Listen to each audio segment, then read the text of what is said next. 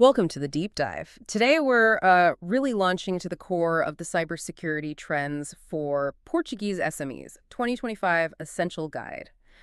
Our mission, specifically for you, is to slice through this, well, critical source material and pull out those essential nuggets of knowledge, the kind that spark an aha moment and give you truly actionable understanding. Think of it as your express lane, to being incredibly well-informed on a topic that's foundational right now. Absolutely foundational. Couldn't agree more. The digital landscape, it's accelerating so fast. And for Portuguese small and medium-sized enterprises, SMEs, that means the ground beneath their digital feet is, well, constantly shifting. This deep dive isn't just about listing threats. It's designed to help you understand not just what these challenges are, but crucially, why they matter to your bottom line. And maybe most importantly, how you can strategically navigate them. Okay, so let's talk about this dramatic shift then, the cybersecurity landscape. What really jumped out at me from the guide is how Portuguese SMEs are, well, right at the epicenter of this evolving threat environment. I mean, I saw the Portuguese cybersecurity market hit USD 1.20 billion in 2025, and it's growing, 6.7% compound annual growth rate? To a forecast USD 1.66 billion by 2030. That's huge. Is this growth driven purely by new tech, or is it more a reflection of businesses, especially SMEs, finally waking up to the urgency? That's a fantastic question. And the sources, they make it pretty clear. This growth isn't just a number. It's a direct reflection of rapidly increasing, sometimes forced investment in cybersecurity. It really signifies that Portuguese SMEs are finally moving beyond, just reactive patchwork fixes. And they're being driven by this undeniable recognition that cybersecurity isn't just IT anymore. It's core business survival. However, this guide also points out a pretty significant vulnerability gap. Only 40% of Portuguese SMEs report having tested incident response plans. Compare that to 61% of large organizations. Wow, that's a big difference. It's a massive disparity, yeah. It suggests many are still playing catch-up. And the urgency, well, look at the numbers. 1,394 cyber attack incidents reported in Portugal in 2020 alone. 1,394. And that's a shocking 79% increase from the previous year. 79%. Right. That's not just a statistic. It means almost every other day, some business in Portugal was likely grappling with the fallout of an attack. And we just can't overlook the human element either. The guide consistently points out how human vulnerabilities are a crucial factor, especially for SMEs. They often have limited resources for comprehensive security awareness training and dedicated IT support. Right, the human element, it always comes up. But for a Portuguese SME, maybe with limited training resources, what's one actionable thing? Something immediate they can do that offers the biggest bang for their buck addressing that human vulnerability. Okay, good question. The immediate high-impact step is focusing on a culture of skepticism, especially around emails. Just teach every employee to pause. Pause before clicking any link or opening an attachment, even if it looks legit. Pause. Emphasize multi-factor authentication for absolutely everything. And make sure everyone knows how to spot the common signs of phishing, however subtle they might seem. These seemingly small behaviors, they drastically reduce risk, really. That makes sense. And that point about urgent realities, it brings us squarely to maybe the most devastating threat hitting SMEs right now, ransomware. The sources highlight it as one of the most impactful, and Portugal, well, unfortunately, ranks 31st globally among the most affected countries. The impact on local SMEs seems severe, a staggering 60% of Portuguese companies, targeted by at least one cyber incident in just the last 2 years. 60%, yeah. That's more than half of businesses facing this direct hit. And the financial implications are, well, truly staggering. Globally, cybercrime is expected to cost over $10 trillion in 2025. 10 trillion. Locally, for Portuguese businesses, this translates to hundreds of millions of euros annually in repair costs, data loss, operational interruptions, and, yes, sometimes paid ransoms. Yeah. But what's truly insidious is how ransomware tactics have evolved, specifically the rise of ransomware as a service, or RaaS models. So like a subscription service for crime. Kind of. Think of it more like a plug-and-play kit for cyber criminals. These models significantly lower the technical barrier for attackers. It essentially democratizes cybercrime. Right. Makes it easier for anyone. Exactly. And this disproportionately affects SMEs because they often lack the robust defenses, the managed security services that larger corporations can afford, their diminished economic capacity for hiring specialized experts, plus reliance on maybe older, outdated systems. It makes them particularly attractive, low-hanging fruit for these increasingly professional cybercriminal operations. Okay, switching gears slightly. When we talk about artificial intelligence in this guide, it really emphasizes AI's sort of double-edged sword nature in cybersecurity. From what you saw in the sources, how are threat actors specifically weaponizing AI in ways that bypass traditional defenses? And maybe, what's the most counterintuitive use of AI you've seen for defense? Yeah, that's where it gets truly fascinating and, frankly, terrifying for SMEs. Threat actors are leveraging machine learning for automated reconnaissance. So AI can silently map out a company's vulnerabilities. No human effort needed. Wow. Automated spying. Pretty much. But the most insidious use, crafting highly personalized phishing campaigns. Imagine an email landing in your inbox that looks exactly like it's from your bank. Or maybe even your internal IT department. Perfect logos, the right tone, maybe even referencing a recent interaction you actually had. Oh, that's scary. That's AI-powered phishing. It makes it nearly impossible for a human eye to detect. These aren't your typical spam emails anymore. Right. Much harder to spot. Definitely. However, on the defensive side, AI is proving to be a powerful counter. We're seeing its use in detecting anomalies that human analysts might miss, predicting threats before they fully materialize, and responding to incidents in real time, often isolating threats in seconds. Okay, so it fights back too. It does. And what's crucial for SMEs is that these technologies are becoming more accessible, especially through cloud computing solutions. They can now get enterprise-grade protection at far more affordable price points than before. The real challenge for SMEs, though, is balancing this AI adoption with cost-effectiveness, which is why many are now turning to managed security service providers, MSSP. MSSPs, right. They can offer that AI-enhanced protection without the huge in-house investment. So with all these evolving threats, these AI attacks, it's maybe no surprise that governments are stepping in, creating a regulatory landscape that, well, for many SMEs can feel like navigating a complex maze. Let's talk about these new EU-wide directives. NIS2 and the Digital Operational Resilience Act, DORA.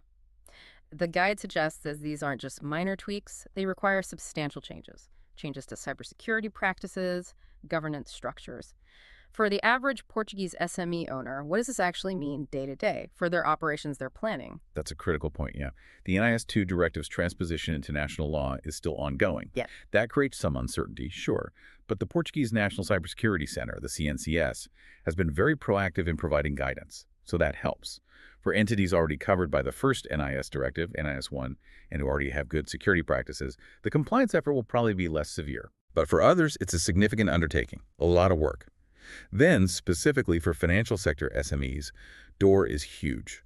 It came into force January 16, 2023, but most provisions become mandatory by January 17, 2025. Yeah. So, coming up soon. January 2025. And this requires comprehensive ICT risk management frameworks, robust incident reporting procedures, regular resilience testing across your entire digital operation.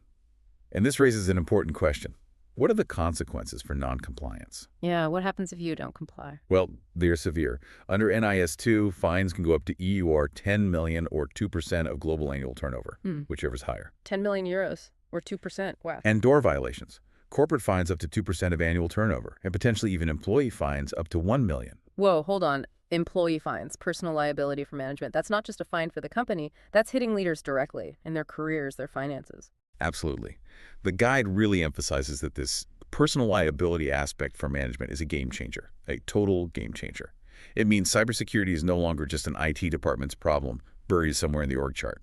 It's a fundamental responsibility of leadership, boardroom level.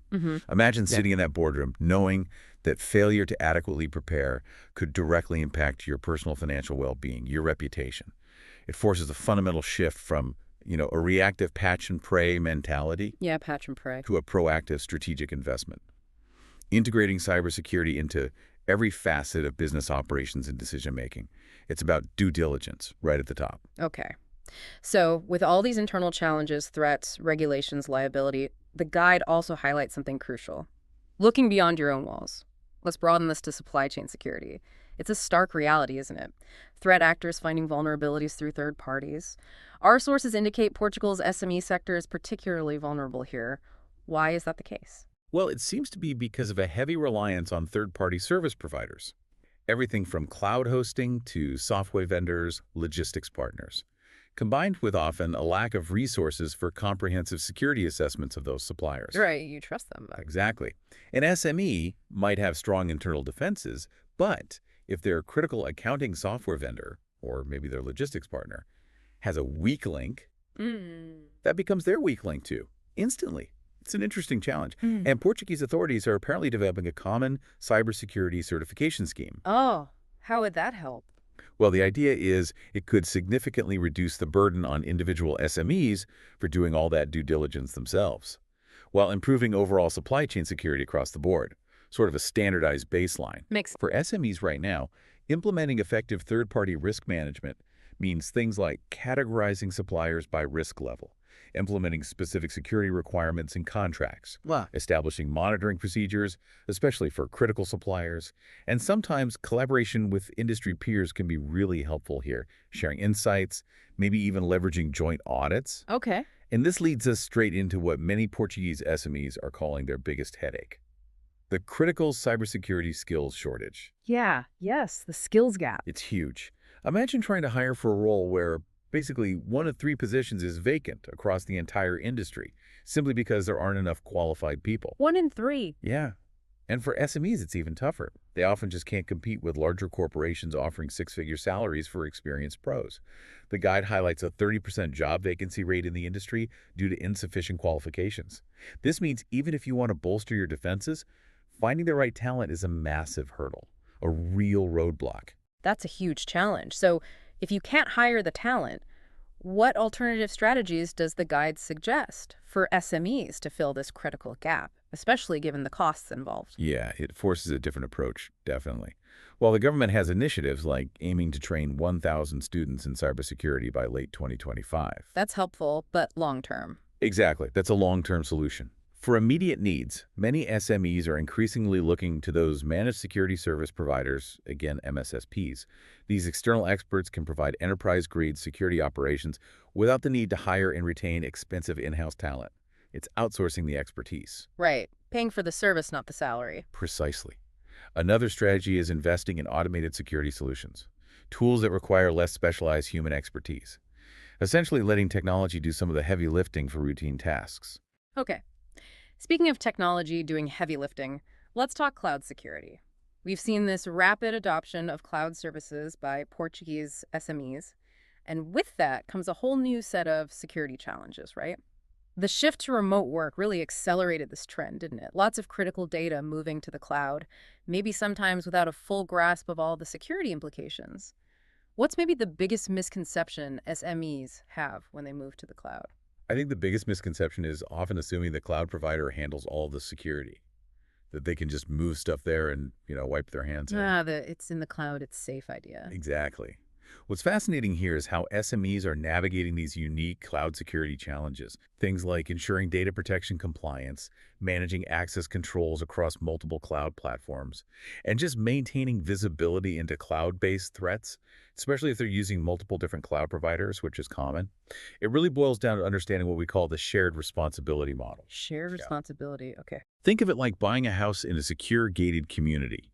The community management, they secure the perimeter, the fences, the gates, maybe a guard.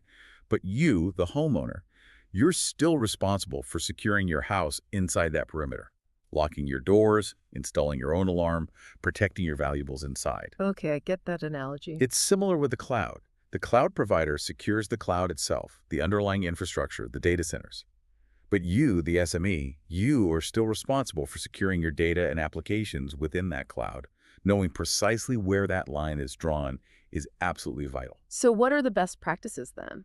Well, things like strong identity and access management, knowing who can access what, encrypting data, both when it's moving and when it's stored, regularly auditing your cloud configurations to make sure nothing's drifted into an insecure state, and having clear shared responsibility models documented with your cloud providers. The good news is that many cloud-native security tools, often integrated with data protection services, can actually be quite cost-effective for SMEs. That's good to hear. Yeah. And this leads us to another really vital point: building cyber resilience on a budget. Because resources are often tight for SMEs.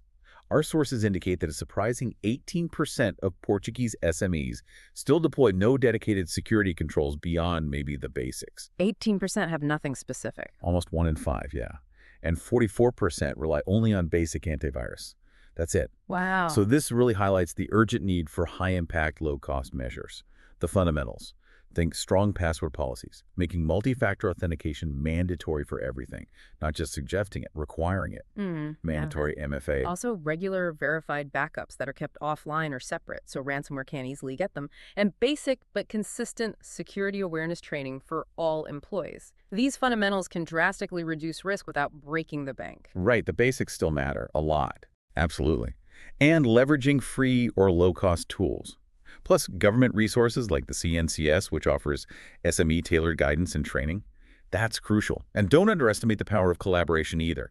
Business associations, industry groups like the Portugal Tech Hub, they can provide shared resources, threat intelligence, peer support, things individual SMEs might struggle to access alone.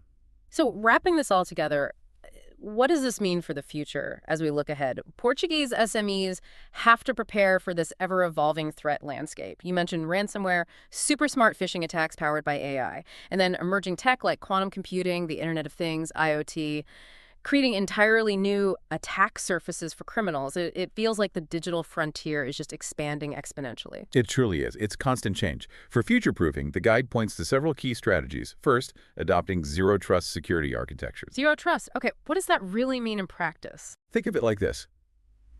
Instead of trusting anyone or anything inside your network by default, you verify every single user, device, and application every time they try to access resources. It's a fundamental shift. You treat even internal access requests with the same scrutiny as external threats. Assume breach. Verify everything, always. Got it. Second, investing in continuous employee security awareness. Not just a one-off annual training, but ongoing education, because the threats are always changing, people forget. And third, building adaptive incident response capabilities. Being ready to quickly detect, contain, and recover from breaches when they inevitably happen, because they probably will. Prepare for the inevitable. Right. Regular security assessments, staying informed about emerging threats through those industry associations and government resources also crucial. Ultimately, for Portuguese SMEs, the message is clear. It's about reframing cybersecurity, not seeing it as just a cost center, an unwanted expense you have to pay, but as an essential ongoing investment in business continuity, and frankly, a powerful competitive advantage in this increasingly digital economy. That's a great way to frame it, an investment, not just a cost. So here's a final thought for you, our listener, to consider. In an increasingly interconnected world where threats evolve daily, how might embracing cybersecurity proactively transform your business from merely surviving digital risks to actually thriving within them? Thank you for joining us on this deep dive.